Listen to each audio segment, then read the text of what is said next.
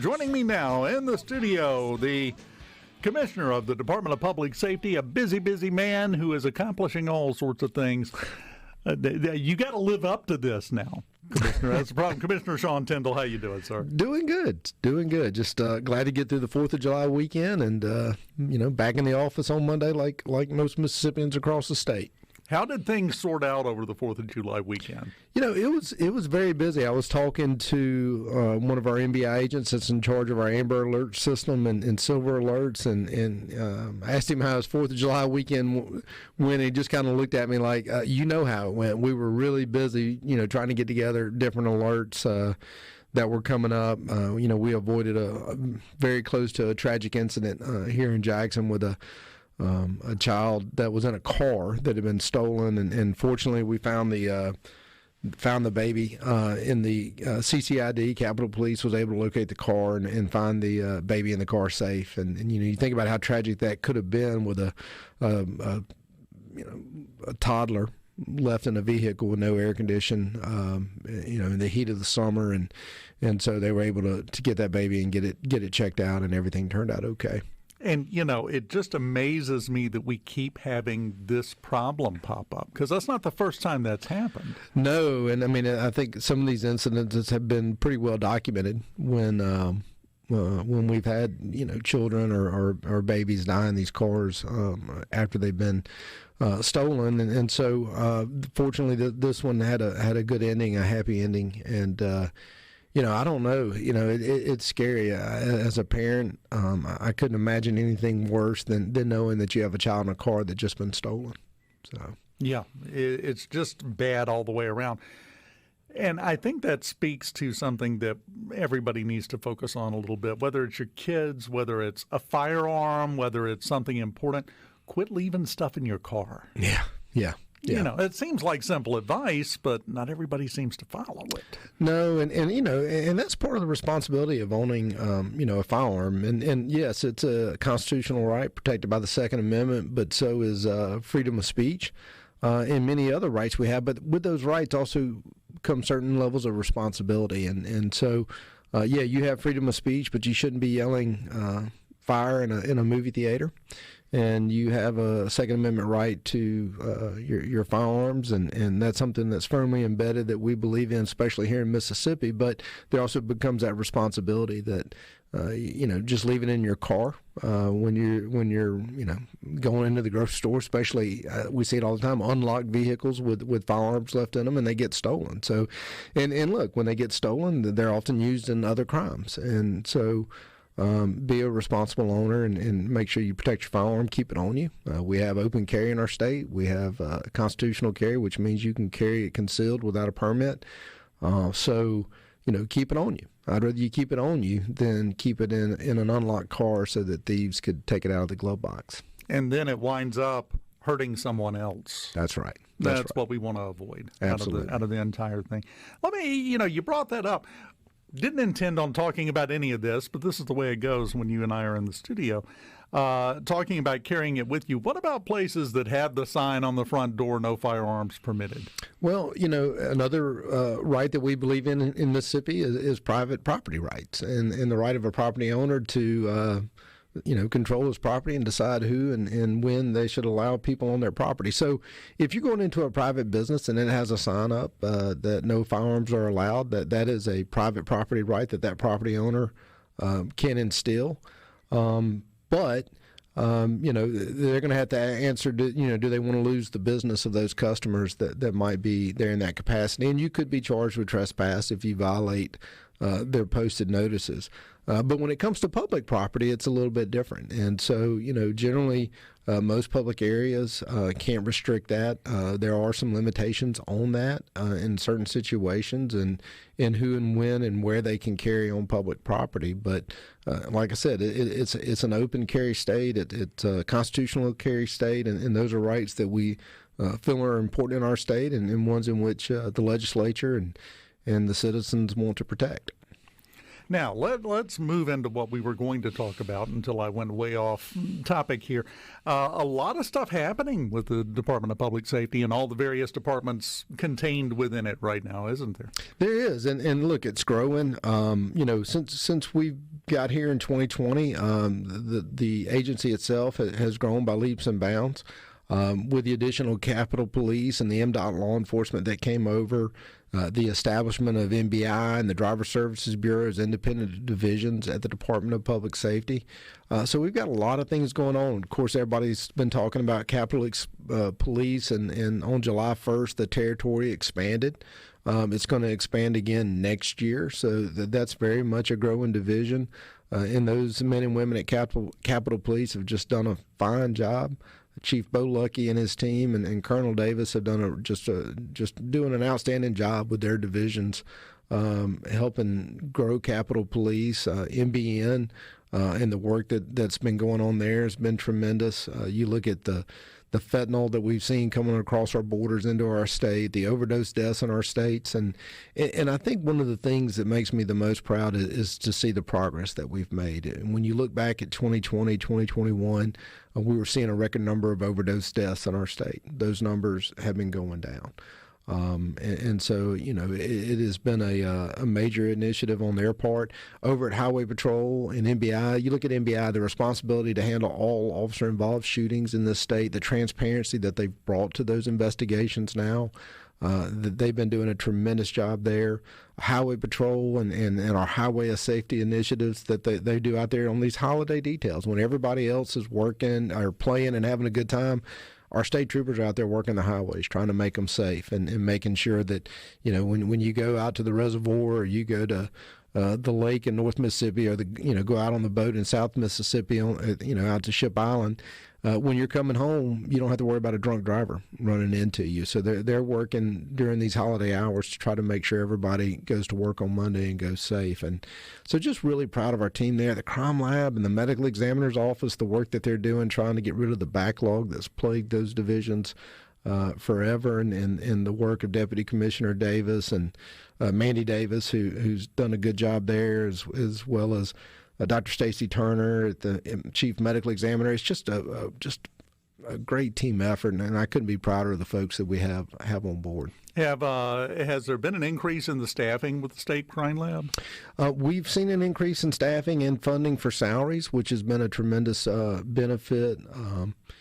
Mary Dukes, who's the director out there, has been really passionate about trying to support her people and get them the salaries that keep them there. Everybody wants anybody that works for them to explore any opportunity they have to better their lives. And unfortunately, we were losing so many people at the crime lab to go and get higher paying jobs elsewhere. And so we had to look at ways we could keep them there. And obviously for them, salary's a very important part of that.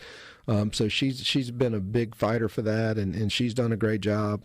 The medical examiner's office, when you look at the 3 doctors that we have on staff, but we've also added physician assistants, pathology assistants, which are like nurse practitioners and physician assistants that can do a lot of things the doctors can do. They just have to have them there with them. The addition of death investigators. And when we got there in 2000, we had autopsy reports that had not been completed going all the way back to 2010. Ouch. Over 2,000 autopsy reports that were left undone. That entire backlog from then has been totally wiped out. And now we're running, usually about 100, 120 cases backlog. But, compared to the 2,000 that we had before, we've made leaps and bounds in that department. That is a huge improvement, and that's an accomplishment. That's a hook to hang your hat on. Well, and it's something we're proud of. And again, one of the things I know is I'm not particularly great at anything except putting together a good team. And if you look at my Little League teams when I'm coaching my kids, or the team that we're putting together at DPS, I think I'm good at picking people to put in the right places to lead, and it seems to work. So. Oh, baseball team, what's your record? Woo! I've had some success, Didn't know he was getting the tough questions, did he, Bailey? There's you got to look at that with a long-term perspective. I read something the other day that if all you're doing is trying to win games and get rings, you'll go out there and get the best players. I'm trying to find the kids that get overlooked and make them better men and players in the future. It is amazing how well you slipped into coach speak. He didn't say one game at a time. That's all that was missing. Aside from that, that was good. That was well done. Okay, we got to watch your baseball career now on top of everything else. Commissioner Sean Tindell with the Department of Public Safety joined us. We've talked about some fantastic games that you've made. When we come back, if you want to, let's talk about some further games that we can make and what you would like to see happen moving forward in the future. Absolutely. We'll do that when we continue live in the Element Wealth Studios on SuperTalk, Mississippi. Keep it here. For music, welcome back live in the Element Wealth Studios. Dave Hughes in studio with Commissioner Sean Tindell with the Department of Public Safety. Sitting here during the break, as always, swapping stories. That's what we do, basically. But I want to transition over now to talking about what you would like to see moving forward. We talked about some of the accomplishments that you have. Well, there is one more we need to slide in that I mentioned during the break. Driver's license wait times are way down. It's been a tremendous success. Again, just a great team effort there in the work that they're able to do. And now with Treasurer Tyson leading that division and our new Chief of Staff, Alan McDaniels, that's going to be helping with that. I think it's going to continue its progress. But we went from 3-hour average wait times down to 15, 20 minutes, and skip the line campaigns and mobile ID campaigns, and really looking at ways that we could approach it more from a business and customer service aspect, and trying to be strategic on how we do things. And some of it in this modern world that we're in is looking at ways we can expand our digital footprint and minimize some of our physical footprint. We don't have to have a driver service station in every little town or courthouse across the state if we can provide those services through digital means. And so that's one of the things that we're looking at, too. And that makes us more efficient and a better use of the taxpayers' dollars as well. Well, and one thing, and trying to raise awareness a little bit, a lot of people still aren't aware that in a lot of cases, you can renew your driver's license online. Yes, that's it. And that's expanding that digital footprint. And then even going back to the firearms, one of the things that came up when we first got there is every 5 years when you renewed your firearm permit, you were having to come in and resubmit your fingerprints. I got there, I said, why aren't we making people come in and redo their fingerprints? Are they changing? Is there something that happened with fingerprints I don't know about where they've got to come in and submit a new sample? And so we just started using their old fingerprints and resubmitting their application. And hey, you know what? They can mail in their firearm renewal permit instead of having to physically come up to the driver service station to do that. And those are all efforts to help reduce that line. One of the things that we got criticized about a little bit was elimination of the test for getting your driver's license. And so unfortunately that test had become basically just driving around the building and parking. It wasn't the test that we all remember where you had to get on the highway and drive around town and parallel park. And then we were dealing with some of the problems with COVID, putting a state trooper in a car with somebody that they didn't know whether or not they were sick, and then also the condition of some of these vehicles. So this year, and talking about where we'd like to see things going forward, the legislature passed, with the help of Senator DeBar and others, mandatory driver's education programs in our school. And I think that's going to be a tremendous lifesaver for our state. Routinely, we're number 1 or 2 in the nation in teenage fatality rates, and I see it doing this job more than anybody would want to. And having teenage drivers, it scares me to no end, what I see with this job. And so I think by having these mandatory driver's education courses, we're going to remove ourselves from being number 1 or 2 in the nation when it comes to teenage fatalities. We're going to have better drivers in our state, as everybody has to have these courses. So over the next 2 years, part of the legislation is we're meeting with the Department of Education trying to come up with those programs. And ultimately, I think what we're going to see is a much safer Mississippi on our highways when we have better educated drivers. And when you think about it, in order to be a hunter, you got to take a hunter safety course. If you want to operate a marine vessel, you got to take a boater safety course. And we never required that for operating motor vehicles on our roadway. So I'm proud of that legislation. I think it's going to bring a lot of positives. We also had some good legislation this year increasing death benefits for first responders. That went from $100,000 up to $250,000. Also gave us some funds to help cover their funeral expenses. So we're starting to implement that and push that out. And so I think that was critically important. And then revisions to the Board of Law Enforcement Officer Standards and Training, where they have investigators that are going to be able to go out and investigate misconduct of certain officers if it rises to that level, to make sure that those that hold that certification are worthy of holding that certification. And then also looking at, this training that we do for law enforcement in ways that we can recruit more individuals into this profession and give them the training they need to be successful. I have a question on the C Spire text line, and you may not know this, but this is why you have Bailey with you. What's the website for renewing driver's licenses online, she says? If you go to www.ms.dps.com, I think it's www.msdps.com. There it is, www.dps.ms.gov. You can make an appointment, you can renew online, you can do all our services through our website, and so that's the best way to get started in that process. Just go to www.ms. I don't know why I can't remember that today. It was a long 4th of July weekend. Well, it's confusing. It doesn't follow. It's not in the order you would think. It's dps.ms.gov. Okay. See, I would have thought it would have been ms.dps. Just Google Department of Public Safety, Mississippi, and it'll pop up. It's right there. Should be the first link. Be no problem. But hopefully that helps you out, because that is something that is a great convenience, is a great part of the service, and I'm going to suspect that contributed to the drop in wait times. Absolutely. And then being able to get the 8-year license. And then, again, with our efficiencies with the mobile ID and our computer systems, just really trying to get people in and out of there. The appointment system's probably been one of the biggest things, where you can, coming in up to 2 weeks ahead of your appointment, you can schedule an appointment to come in and get in and out of there. So that's been big. Going forward with our agency, we've had a lot of growth. You look at all the divisions, and so in the future, what I'd really like to see us do is, number one, continue having the patrol schools. We've had patrol schools in 2018, 2019, 2020, 21, 22, 23, 24. So that's 6 consecutive years that we've had a patrol school, and we're planning our next patrol school for 2025. Applications are open for that. Anybody looking for a great career at an historic law enforcement agency in our state, I would encourage that they apply online. It's a great starting salary. We got up to $54,000 this year. We're hoping to get more next year.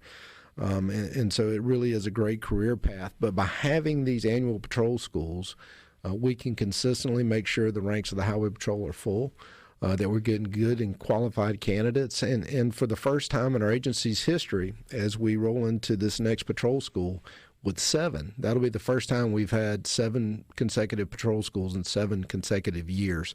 And so really proud of that, hoping to carry that on so that we have patrol schools every year from here on out. And then also with the growth of our agency, we've now kind of separated. We have our Highway Patrol Division that oversees MBI, Highway Patrol, MLOTA, our Mississippi Law Enforcement Officers Training Academy, and the Commercial Transportation Enforcement Division. Then on the other side of the house, we have our Mississippi Law Enforcement Division, which is Capitol Police, MBN, Mississippi Office of Homeland Security, and the Office of Public Safety and Planning. So we have 2 law enforcement divisions, one that's made up primarily of troopers and the other one that's made up of other law enforcement officers that come in from the outside. So, I think it's a good structure and one that I hope will stand the test of time as we keep moving forward.